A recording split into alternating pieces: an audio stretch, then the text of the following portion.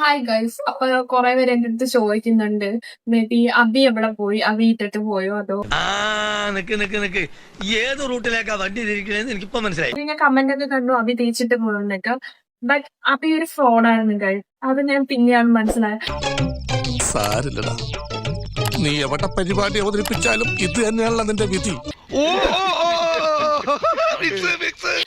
അബി കാരണം എനിക്ക് കുറെ പ്രശ്നങ്ങൾ തന്നെ ഉണ്ടായി. ഈ ഒരു പ്രശ്നത്തെ ആവശ്യത്തിനെ പറ്റി കുറെ പറഞ്ഞു തന്ന് ഞാൻ അതെല്ലാം വിശ്വസിച്ചു. അയ്യോ, പച്ചവെള്ളം ചവച്ചു കുടിക്കണ പഞ്ചപാവം അങ്ങോട്ട് ഇറങ്ങിയില്ലടേ. ഞാനും വിഷ്ണുവായിട്ട് ബ്രേക്കപ്പ് ആവാൻ വേണ്ടി അവൻ കുറെ കിടന്നിട്ട് ഇതിന് ഇൻവോൾവ് ആയിട്ടുണ്ടായിരുന്നു. പിന്നെ എനിക്കത് മേ ബി മനസ്സിലായതാണ്.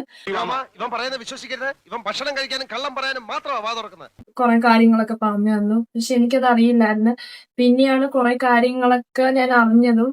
പിന്നെ നിങ്ങളൊക്കെ വിചാരിക്കുന്നുണ്ടാവുമല്ലോ, അന്നേ ഇവൻ കാരണം ഞാനും വിഷ്ണുവിന്റെ ബ്രേക്കപ്പിന്റെ ഒരു സിറ്റുവേഷൻ എത്തി. വിശ്വസിക്കരുതടാ, ലോകത്തോരു പെണ്ണിനും വിശ്വസിക്കരുത്.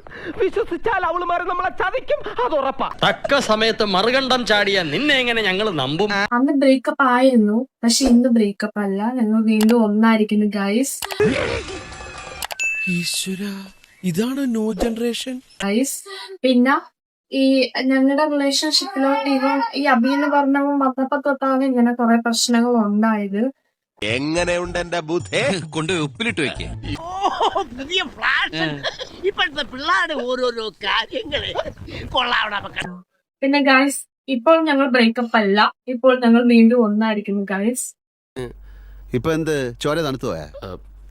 തണുത്ത് മരവിച്ചു എന്ന് പറയുന്നതാവും ശരി. ഭർത്താവ് എന്ന് പറഞ്ഞ് ഇങ്ങനെ പുറകെ നടന്നു വരുന്നുണ്ട്. ഒരു ഭർത്താവ് ചെയ്യേണ്ട കാര്യങ്ങൾ കൂടിയല്ല ചെയ്യുന്നത്. എന്ന് വെച്ചാ ഒന്ന് നോക്ക് കൂടിയില്ലേ. ഞാനൊരു സത്യം പറഞ്ഞ് വിശ്വസിക്കൂ, എന്നാ എനിക്കത് ഓർമ്മയില്ല. എല്ലാ അവനിങ്ങളെ ഒരുമാതിരി മോശമായിട്ട് പോലെ അത്രയ്ക്ക് വൃത്തികേടായിട്ട് പറഞ്ഞു. നീ എടുത്തോ, എന്റെ യൂസ് ഒക്കെ കഴിഞ്ഞ്, നീ എടുത്തോ, ഇനി എനിക്ക് വേണ്ട, അങ്ങനെ അത്രയ്ക്ക് ബാഡായിട്ടാണ് പറഞ്ഞത്. ഓ, എന്തൊരു ചളിയാടോ. ചളിവാരി അങ്ങ് തെറിപ്പിക്കുവോ, പൊത്തുവോ ചളിവാരി. അവൻ പറഞ്ഞൊരു വോയിസ് ഉണ്ട്, ഇത് കേട്ടാ നിനക്ക് തന്നെ മനസ്സിലാവും. ഇത് നോക്കിക്കോളാം, എനിക്ക് എന്തൊക്കെ വേണം അതൊക്കെ നോക്കിക്കോ. അവിടെ എല്ലാ യൂസും കഴിഞ്ഞു, നീ കുറച്ച് യൂസ് ചെയ്യുന്ന പറയുന്നതൊന്ന് പ്രവർത്തിക്കുന്ന വേറൊന്നും.